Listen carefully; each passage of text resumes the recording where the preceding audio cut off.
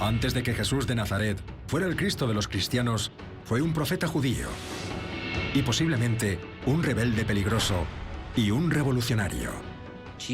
Pilato consideraba a Jesús un revolucionario al que había que ejecutar en público.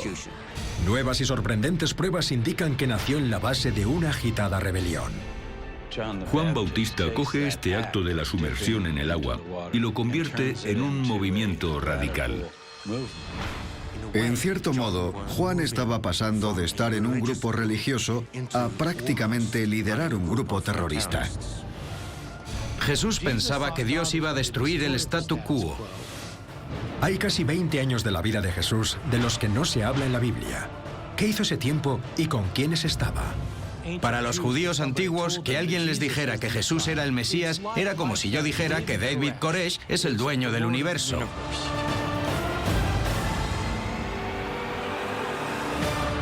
La historia no contada de Jesucristo. Jesús el revolucionario.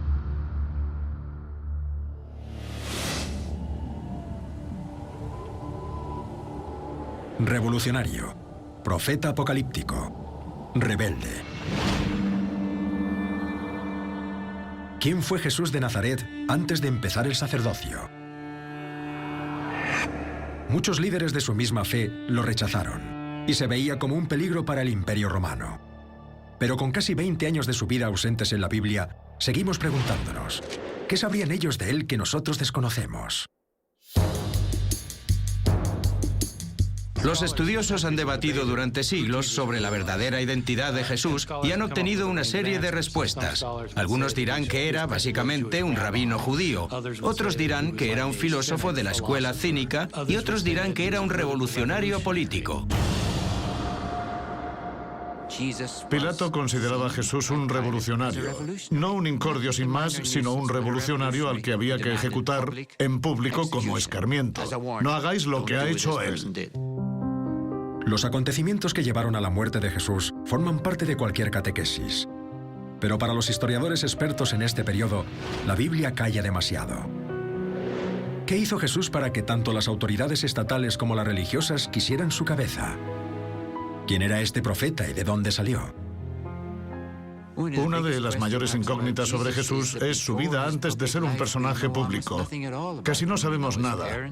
Conocemos a sus padres, María y José. Sabemos que era de Nazaret, pero no hay más detalles. Hay un pasaje muy bonito de un libro de Chesterton en el que habla de silencio, de los evangelios respecto a los primeros años de Cristo, y dice que es el silencio más elocuente de la historia de la literatura. Y dice, si alguien tuviera que inventarse la historia de Dios hecho hombre, nunca omitiría ese periodo. Se inventaría algo para rellenarlo, pero los evangelios no lo hacen.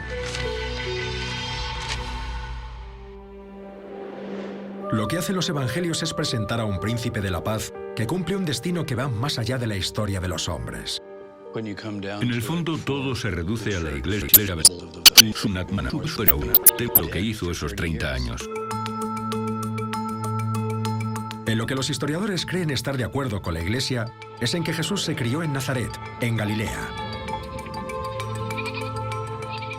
Yo quiero creer que vivió en Nazaret con su madre María y su padre José, aprendiendo un oficio, aprendiendo a trabajar y trabajando un día sí y otro también. Yo creo que eso es lo más importante del ejemplo de Dios encarnándose en el hombre, que la mayor parte de la vida de Jesús fue muy normal, porque casi todos hemos vivido así. Pero la época y el lugar en los que nació Jesús fueron de todo menos normales.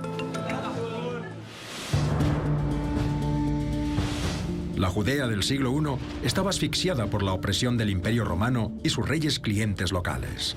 Jesús nació en un momento de agitación política, de mucho malestar e injusticia. Roma gobernaba la patria de los judíos con gobernadores clientes. El más famoso fue Herodes el Grande. que reinó en la tierra de los judíos desde el año 37 a.C. hasta su muerte en el 4 a.C.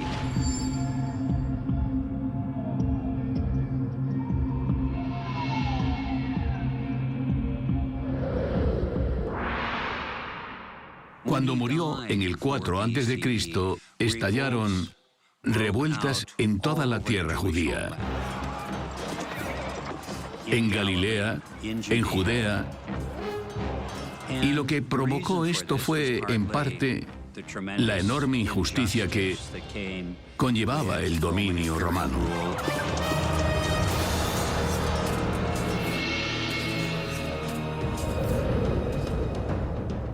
En los 150 años anteriores al nacimiento de Jesús, y hasta un siglo después de su muerte, la patria de Jesús, Galilea, fue el origen de prácticamente todas las revueltas judías contra los romanos.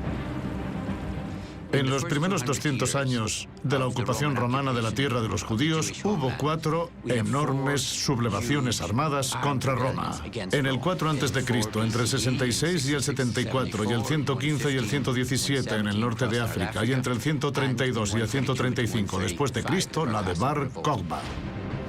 Murieron miles de personas en esta insurrección contra el Imperio Romano. Y en la ciudad de Séforis, Roma escarmentó a los insurgentes judíos. Nazaret estaba solo a unos 7 u 8 kilómetros de Séforis, uno de los focos de la revolución judía contra los romanos del año 4 a.C., aproximadamente cuando nació Jesús.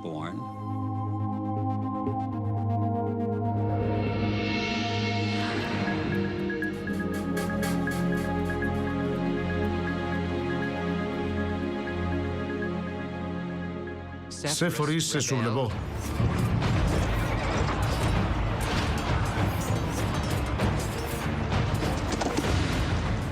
Y las legiones romanas destruyeron la ciudad, mataron a los hombres, violaron a las mujeres, esclavizaron a los niños y la redujeron a cenizas.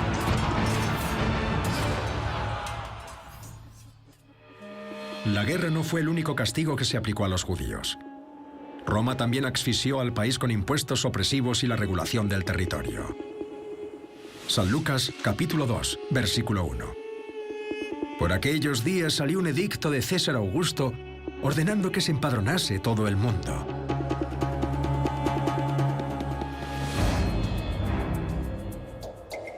Los más peligrosos no eran los que habían sido pobres toda su vida y habían conseguido sobrevivir, sino los que eran no ricos, pero normales, y algo ocurrió.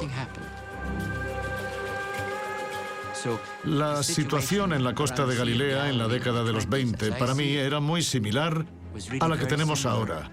Se suponía que el sueño americano consistía en trabajar duro para vivir mejor. Pero he trabajado duro y vivo peor.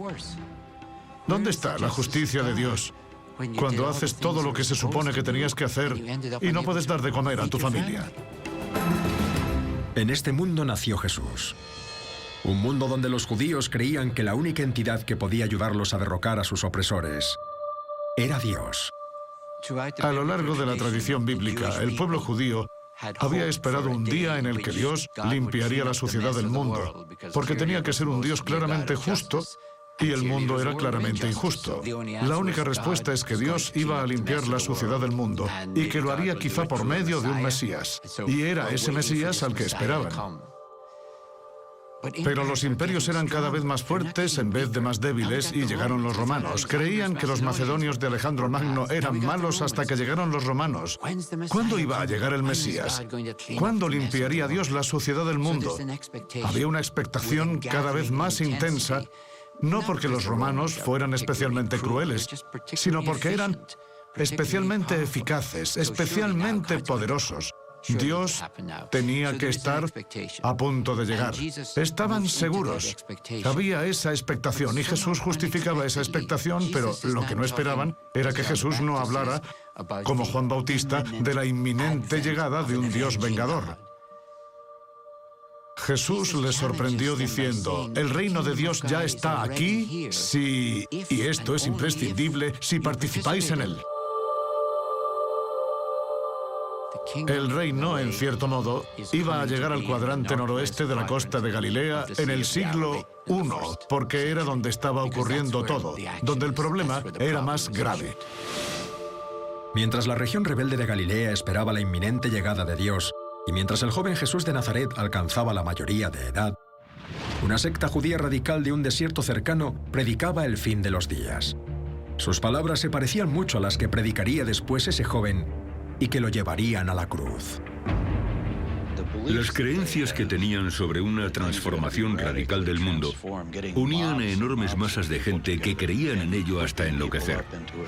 Y puede que esto a los romanos les pareciera una amenaza.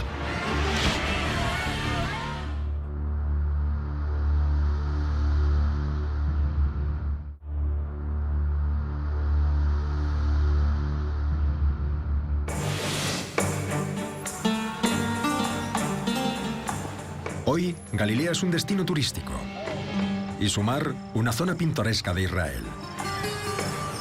Pero en la época de Jesús, fue la cuna de la revolución. En la época en la que nació Jesús, los romanos estaban allí atacando Séforis y reduciéndola a cenizas. Así que en la infancia de Jesús, no concibo que no fuera un tema de conversación importante el día que llegaron los romanos. Tuvo que crecer pensando en los romanos, en la violencia, preguntándose dónde estaba Dios. En 2009, los trabajadores de una excavación descubrieron accidentalmente una casa del siglo I que parecía ocultar algo.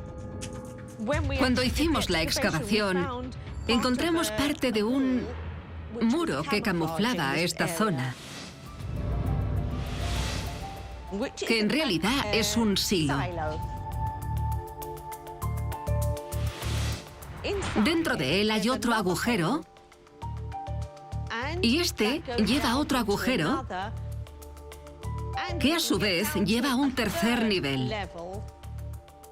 Desde aquí también se ve que se creó una especie de corredor para camuflar los hilos. Está claro que los que vivían aquí dedicaron tiempo a crear estos escondites.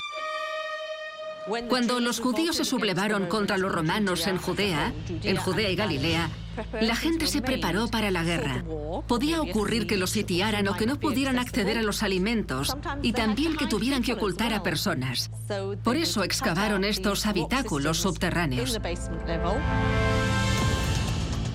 y los camuflaron para poder esconderse hasta que pasara el peligro. El Nazaret de la época de Jesús parece demostrar que los que allí vivían temían por su seguridad. A medida que Jesús crecía, Séforis, el símbolo de la revolución judía, se reconstruyó por iniciativa del colaborador de Roma Herodes Antipas, hijo de Herodes el Grande. Séforis se reconstruyó inmediatamente después de la muerte de Herodes el Grande. Séforis, la capital de Galilea, se había sublevado y, según Josefo, se había reducido a cenizas. Creo que la fase de construcción urbana de Séforis afectó claramente al entorno de Nazaret. Construir en una zona que había sido de naturaleza totalmente rural durante cientos y cientos de años tuvo efectos positivos. Empleo, habitantes nuevos de fuera y una zona nueva para el comercio. Herodes Antipas tomó Séforis, la reconstruyó y todo volvió a la normalidad. Pero los campesinos tienen buena memoria. No olvidan nada. La reconstrucción atrajo a gente de todas partes y nació una ciudad próspera. Puede ser incluso que Jesús y su padre, José, encontraran allí trabajo de lo suyo. Sabemos por el Evangelio, según San Marcos, que a Jesús lo llamaban, usando la palabra griega tekton, que suele traducirse como carpintero. Para mí una traducción mejor sería algo así como jornalero. Creo que transmite mejor la idea. Creo que está claro que cualquier ciudad necesita carpinteros, y en Séforis tuvo que haber mucha demanda. Es una ciudad con una influencia clara de la cultura grecorromana. Adoptó un estilo arquitectónico, construyó un teatro, tenía edificios bellos y baños públicos.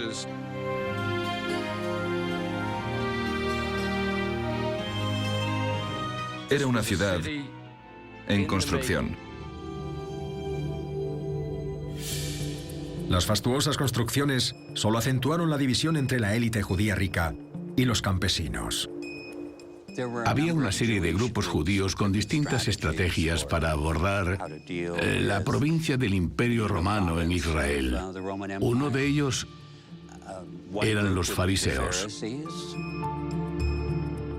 Era un grupo muy devoto que formaba parte de la sociedad e intentaba preservar el judaísmo.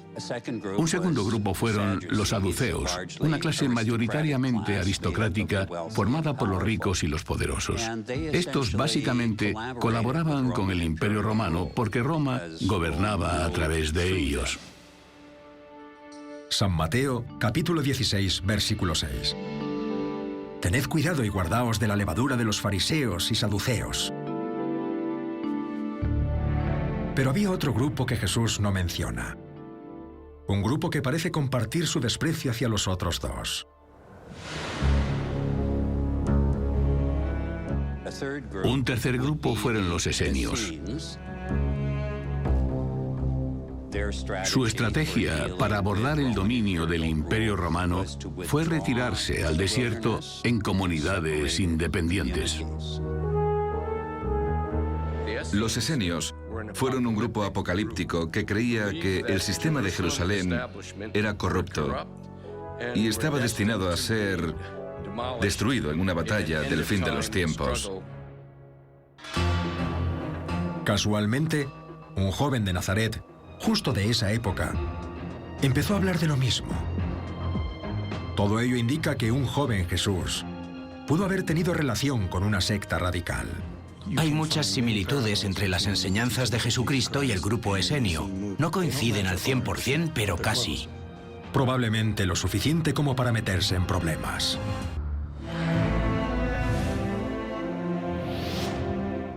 A los 3 días lo encontraron en el templo sentado en medio de los doctores, oyéndolos y preguntándoles. Todos los que le oían estaban admirados de su inteligencia y de sus respuestas. San Lucas, capítulo 2, versículo 46.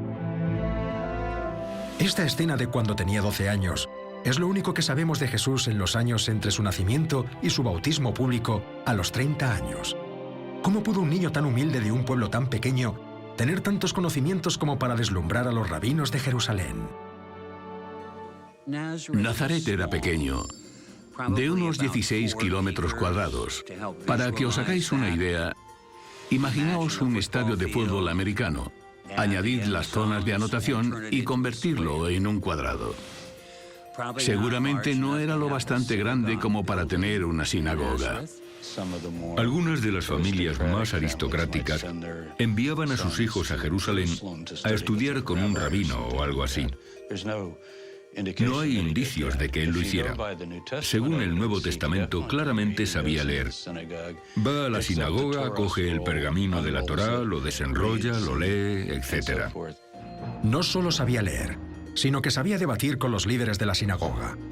Adquiriría sus conocimientos y sus argumentos de un grupo estético ajeno a la vida judía que le enseñó que el fin del mundo estaba cerca.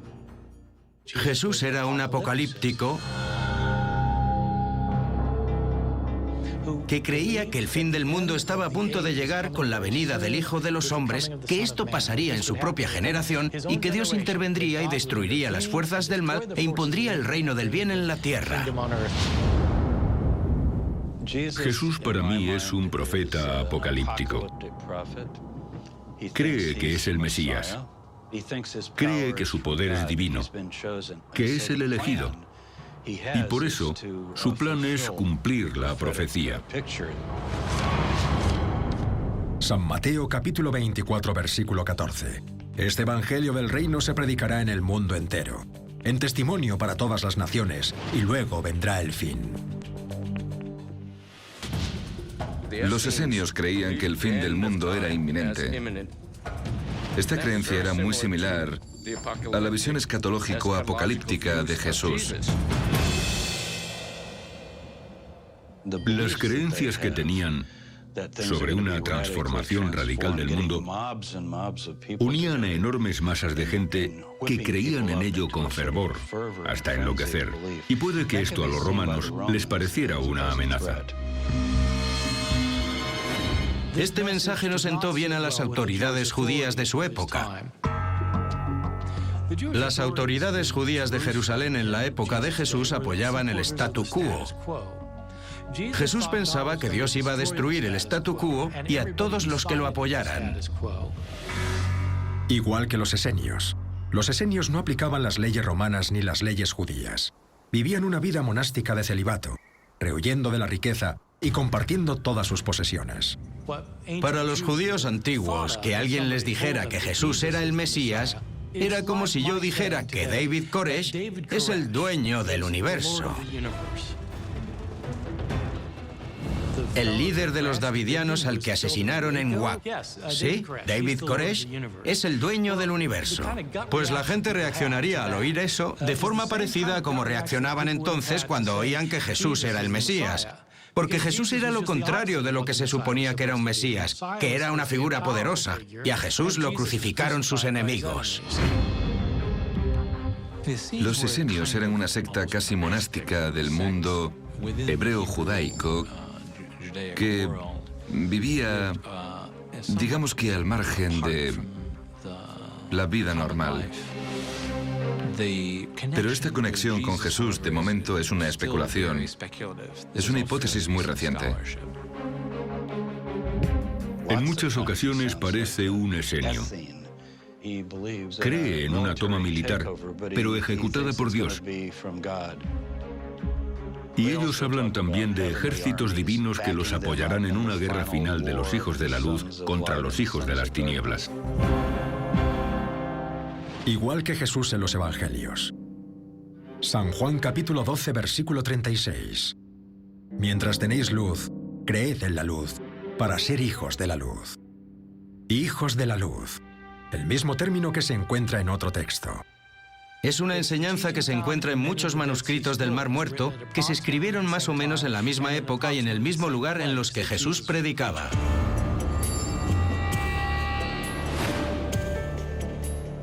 En 1947, un descubrimiento extraordinario en el Qumran, cerca de la costa noroeste del Mar Muerto, abre la posibilidad de saber dónde pasó Jesús sus días en el desierto. Un niño que buscaba una cabra en una cueva descubre lo que muchos creen que es el mayor hallazgo arqueológico del siglo: los primeros manuscritos del Mar Muerto. Muchos de estos manuscritos datan de la época de Jesús, y se cree que fueron la biblioteca de los herméticos esenios. Los esenios buscaban zonas vírgenes y, según las diversas fuentes, se establecieron encima de Ein Gedi, con vistas al Mar Muerto.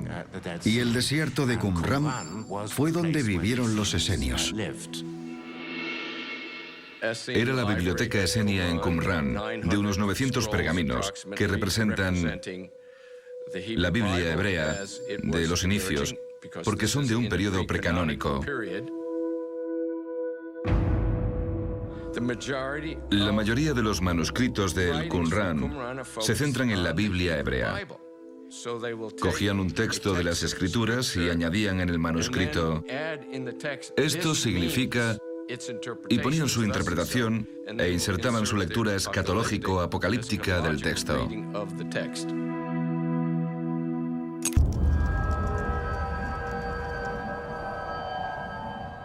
El descubrimiento de los manuscritos del Mar Muerto sorprende tanto a los historiadores como a la Iglesia, y ofrece una posible versión alternativa del retrato oficial de Jesús.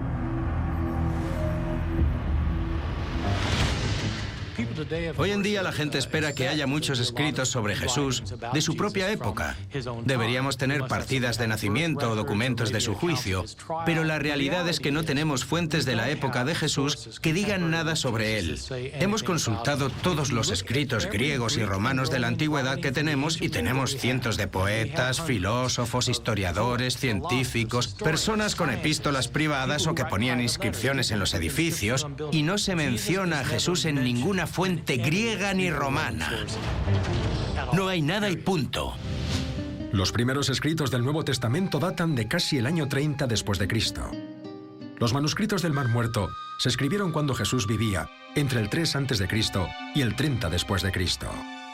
Sabemos por los manuscritos del Mar Muerto que había una comprensión de las escrituras sagradas y dotadas de una autoridad sin parangón quizá en la historia del mundo. Pero desde que se descubrieron, las traducciones de los manuscritos están estrictamente controladas por una única organización: la École Biblique, una institución católica fundada en 1890. En los siguientes 40 años, de los más de 900 textos que hay, la École solo publica los 100 que considera aptos para su publicación. En 1991, la Biblioteca Huntington de California accede clandestinamente a unas imágenes de todos los manuscritos. La École exige su devolución, pero la biblioteca se niega y se las ofrece a unos estudiosos.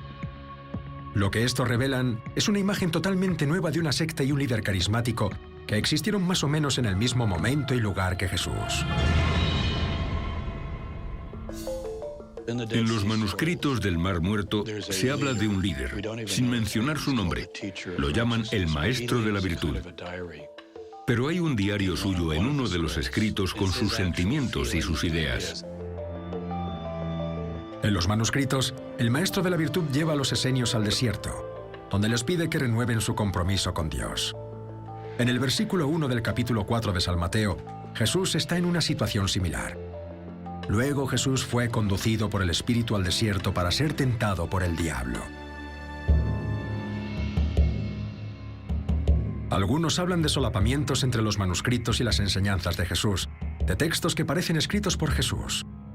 San Mateo capítulo 5, las bienaventuranzas del Sermón en el Monte, guardan sorprendentes similitudes con un manuscrito llamado La bendición de los sabios. Benditos sean los puros de corazón, que no calumnian con la lengua. Benditos sean los que se aferran a los preceptos de su sabiduría y no las vías de la injusticia. Hay muchas similitudes entre las enseñanzas de Jesucristo y el grupo esenio. No coinciden al 100%, pero casi. Algunos sostienen que el movimiento de Jesús surgió a partir del movimiento esenio. Los escritores del Qumran se solían referir a sí mismos como los pobres y los miembros del camino, igual que Jesús. San Juan capítulo 14, versículo 6. Yo soy el camino, y la verdad, y la vida. Pero algunos creen que en la Biblia hay más pruebas de la pertenencia de Jesús a los esenios. Apuntan a una discrepancia en la traducción de los evangelios canónicos. Una dice que Jesús de Nazaret podía no ser de Nazaret, tal como lo concebimos. Llamamos a Jesús Jesús de Nazaret, pero eso no está escrito en ningún lado. Jesús el Nazareno es la denominación del Nuevo Testamento traducida como Jesús de Nazaret. Aunque nazareno siempre se ha entendido como un gentilicio, podría significar otra cosa. En el Antiguo Testamento se enumeran todas las ciudades de Israel y Nazaret no está entre ellas. Resulta un poco raro que lo llamaran así. Si se referían a su lugar de origen, habrían dicho Jesús el Galileo, porque la gente sabía dónde está Galilea, no dónde está este pueblo. Hay una facción especial de los esenios que se llamaban nazarenos. Si analizamos el término griego, vemos que se refiere a los nazarenos, que eran unos líderes espirituales muy especiales de los esenios. Pero hay otra conexión entre Jesús y los esenios. Su primo Juan, que pudo haber sido uno de ellos. Basándose en San Lucas, muchos estudiosos dieron por hecho que Juan Bautista se crió en el desierto. El desierto de Judea se extiende hacia el este, desde Jerusalén hasta el Valle del Jordán y el Mar Muerto. Y como los esenios bajaron en esa dirección, es posible que adoptaran a Juan Bautista. Cuando se hizo adulto, realizó sus famosos bautismos en el río Jordán, a pocos kilómetros de las cuevas del Qumran. Yo creo que Juan Bautista era un miembro muy especial de la comunidad esenia. Era, cuando menos, un líder espiritual. Entre otras cosas, el innovador ritual de iniciación de Juan, el bautismo, refleja una tradición similar de la comunidad esenia. Hay muchas similitudes. Hay baños rituales, vasijas de piedra que no pueden transmitir nada impuro, y de todo eso hay de sobra en el Qumran. Había una forma especial de entrar y de salir. La diferencia es que Juan Bautista coge ese acto de sumersión en el agua y lo convierte en una identificación con este movimiento radical. Es decir, el reino de Dios está cerca. Si te quieres unir a nosotros, arrepiéntete de tus pecados. Es como un rally.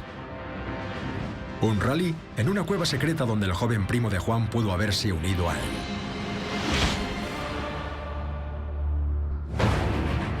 Nació en Belén y a los 12 años desconcertó a los rabinos del templo con su sabiduría. Pero después de esto, la Biblia no registra más acontecimientos de la vida de Jesús hasta su bautismo público con Juan, 18 años después. La información que tenemos sobre la relación entre Juan Bautista y Jesús es la que hay en los evangelios. Jesús acude al río Jordán y es bautizado por Juan. ¿Podría este ritual con el agua relacionar de algún modo a Juan Bautista y a Jesús con los esenios? Los judíos de la época de Jesús practicaban estos rituales de purificación con el agua, pero no como reforma moral. Por eso, los clasificamos como algo diferente a las proclamas de Juan Bautista y el movimiento de Jesús. Y hay un mensaje de da un cambio total a tu vida, arrepiéntete de tus pecados y únete a este movimiento, que también encontramos en los esenios.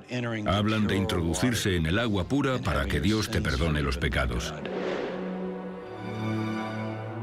Lo que está claro es que Jesús llega y se queda, y se une al grupo. A un grupo y a un bautista que parece compartir el mismo mensaje mordaz para los infieles. El juicio de aquellos que sigan esos caminos será la condenación eterna en la furiosa venganza de Dios. Columna 4, versículo 12. Ley comunitaria de los manuscritos del Mar Muerto. Jesús también condena a los infieles en San Juan, capítulo 3, versículo 18. El que no cree ya está condenado, porque no ha creído en el nombre del unigénito Hijo de Dios. Kibbutz Suba, a menos de 16 kilómetros de Jerusalén. Aquí se descubrió recientemente una cueva que puede indicarnos dónde practicaba Juan su revolución del bautismo, posiblemente con Jesús a su lado. Estamos en el valle, cerca de la ciudad donde nació Juan Bautista, y en una excavación que hice aquí en 1999, descubrí una cueva. Dentro, el arqueólogo Simon Gibson descubrió cerámicas y piedras desgastadas que datan del siglo VI a.C. El agua estaba desviada para rellenar una pileta, y Gibson cree que hay indicios de que la cueva se usaba para rituales religiosos con agua. En una zona encontramos estas instalaciones circulares donde podemos ver que rompieron pequeños jarros adrede como parte de este proceso relativo al bautismo con agua. Y detrás de mí hay una piedra muy grande donde se realizaban ungimientos de pies. El hecho de que haya solo espacio para el pie derecho indica que es algo religioso, quizá relativo a un rito de iniciación. Estamos en las inmediaciones de la ciudad natal de Juan Bautista, pero lo más importante es que hay unos dibujos murales que retratan a Juan Bautista y símbolos de Juan Bautista. Estos dibujos, que datan del siglo IV, indican que las generaciones posteriores a la muerte de Juan seguían practicando el bautismo aquí. Hay dos grupos de dibujos que datan del periodo bizantino. Uno de los grupos del muro retrata a Juan Bautista. Otra imagen es de la cabeza de Juan Bautista.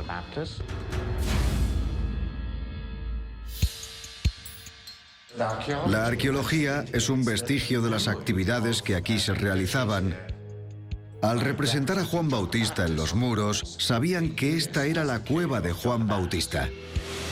Josefo, el historiador del siglo I, nos dice que Juan y sus ritos bautismales pusieron nervioso a Herodes Antipas, el gobernador de Judea, vasallo de Roma. Si eso es cierto, Jesús podría haber jugado con fuego al asociarse a él.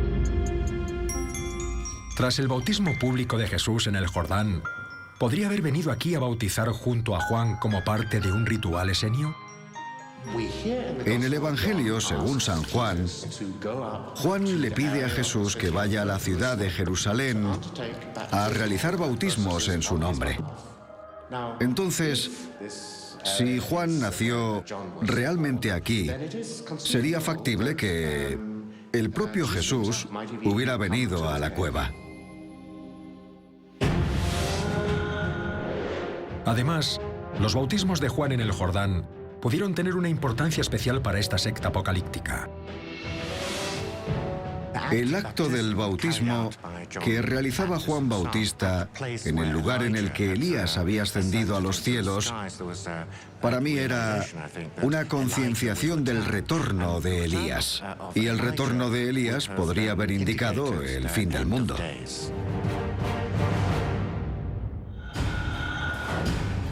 Esto era muy importante para la gente de entonces, el movimiento para ver a los romanos bajo su propio yugo. Juan Bautista coge ese acto de sumersión en el agua y lo convierte en una identificación con este movimiento radical. Está prediciendo que el reino de Dios está llegando. Y no es una teoría, ni una corazonada, ni nada de eso.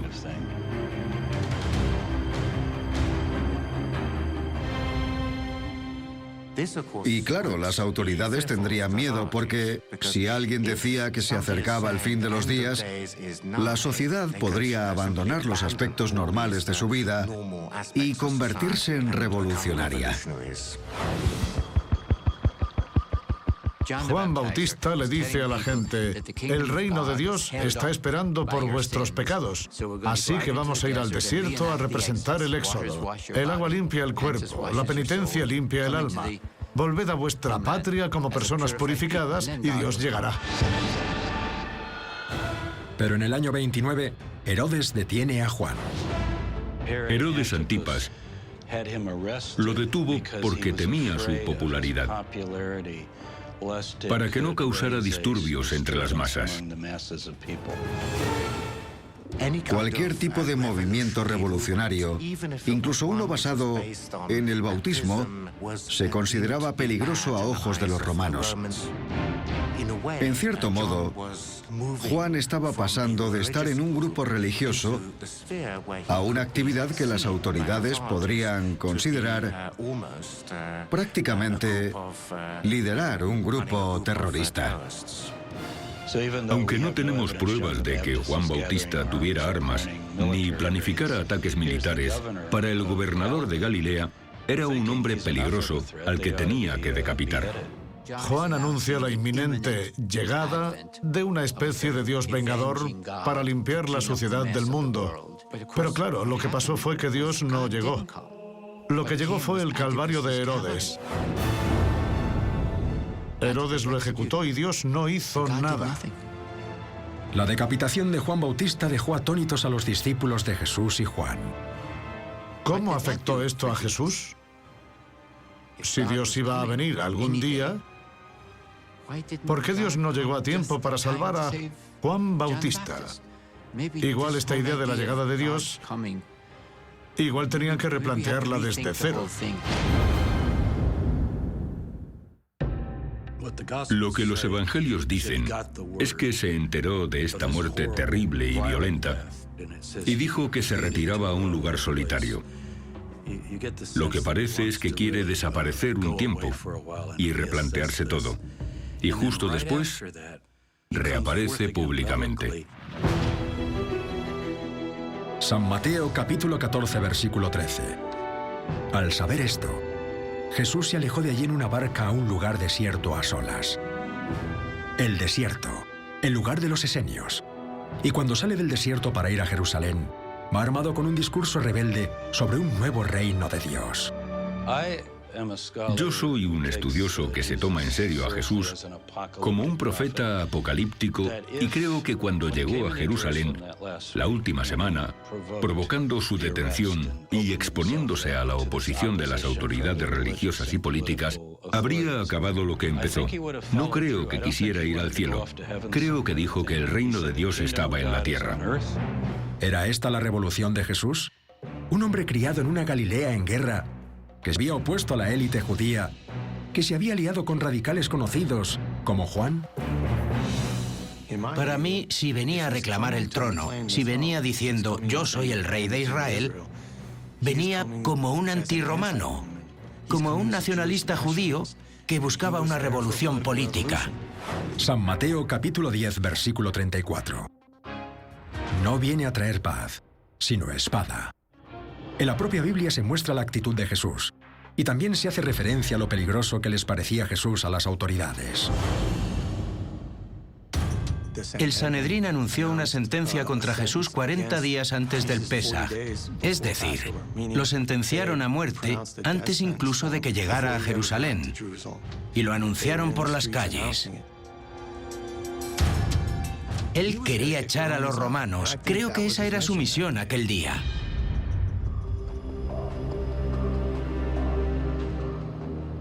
Yo creo que se habría retratado a sí mismo con su comitiva. Recordemos que designa 12 apóstoles y les dice que van a ocupar 12 tronos y gobernar las 12 tribus de Israel. Eran como sus ministros. Yo creo que tenían esperanzas muy realistas de que Dios lo apoyaría y de que lo que vendría después sería algo muy de este mundo. Dios le daría el poder, pero sería una teocracia liderada por él, que estaría rodeado por su comitiva y sus seguidores, que aplicarían el programa que él creía que llegaría, según los profetas hebreos.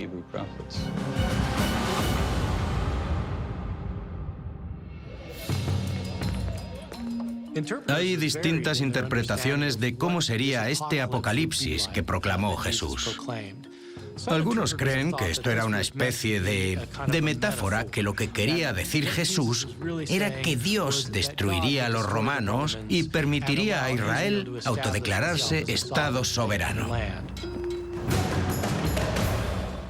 En mi opinión, la interpretación de la enseñanza de Jesús como una metáfora está muy extendida hoy en día entre los expertos que temen las verdaderas implicaciones de lo que Jesús proclamaba realmente. Jesús era mucho más radical que eso. No hablaba del derrocamiento político de los romanos. Jesús pensaba de verdad que Dios iba a intervenir y a destruir el mundo que conocemos y que traería un nuevo reino, el nuevo cielo y la nueva tierra. Este también era el mensaje de los esenios. Puede que nunca sepamos la verdad sobre lo que pasó los últimos años de Jesús, pero incluso hoy, sus palabras son al menos revolucionarias. Conservan su tono radical. Si alguien te golpea, pon la otra mejilla. Ama a tus enemigos. Da lo que tengas. Un mensaje radical de un Galileo rebelde.